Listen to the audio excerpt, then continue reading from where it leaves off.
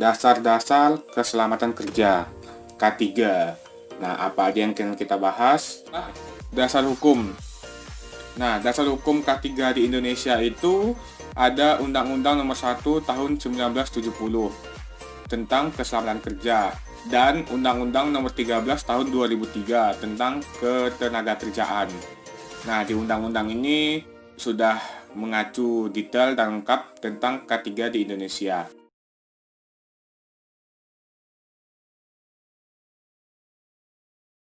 Tujuan K3 itu apa? Yang pasti tujuan K3 itu mencegah terjadinya kecelakaan kerja dan penyakit akibat kerja. Tapi jika kita ingin mendefinisikan kembali apa itu tujuan K3, maka dapat dibagi menjadi 5. Yang pertama itu melindungi keselamatan pekerja dalam melakukan pekerjaannya untuk kesejahteraan hidup dan meningkatkan produktivitas nasional.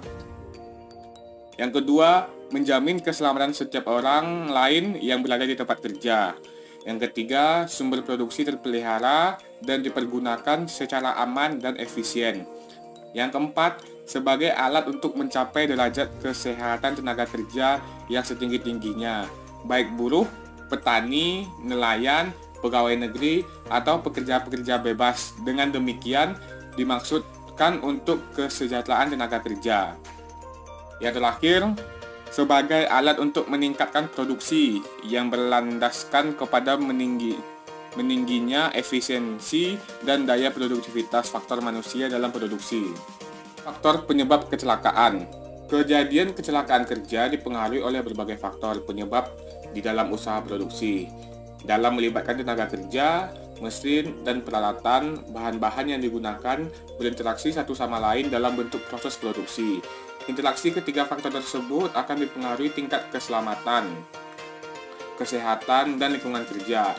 Dalam hal ini, berdampak pada kecelakaan kerja, penyakit akibat kerja, kebakaran, peledakan, maupun pencemaran lingkungan kerja. Nah, teman-teman bisa memahami maksud dari gambar ini. Jadi, semuanya saling berintegrasi.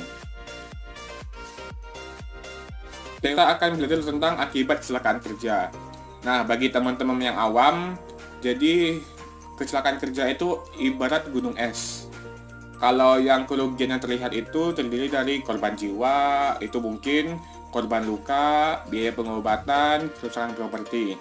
Tapi seperti gunung es, di atasnya kecil, di bawahnya sangat besar, kerugian yang tidak terlihat itu sangat besar. Seperti tuntutan ganti rugi, masa depan keluarga, profit perusahaan turun, trauma jangka panjang, merusak nama baik perusahaan, biaya rekrutmen tenaga kerja, biaya melatih karyawan baru, turunnya nilai investasi, proses produksi terhenti, pembangunan fasilitas kembali.